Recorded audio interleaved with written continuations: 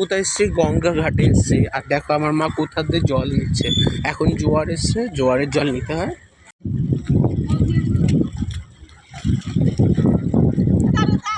আরে আরে আরে আরে আরে জল না ভরে উনি আগে নেমে গেছে।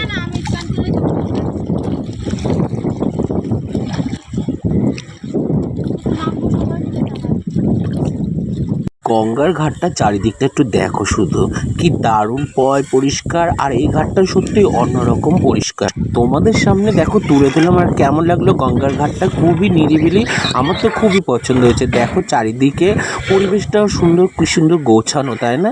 চারিদিকে আমার স্নান করা কমপ্লিট হয়ে গেছে, তাই চলো মারও স্নান করা কমপ্লিট। দেখো মাও রেডি। এইবার দেখো বলছে আমাকে একটা ফটো তুলে দিই স্নান করার পরে। তাই জন্য দেখো মাকে এখানে দাঁড় করিয়ে একটা ছবি তুলে দিলাম।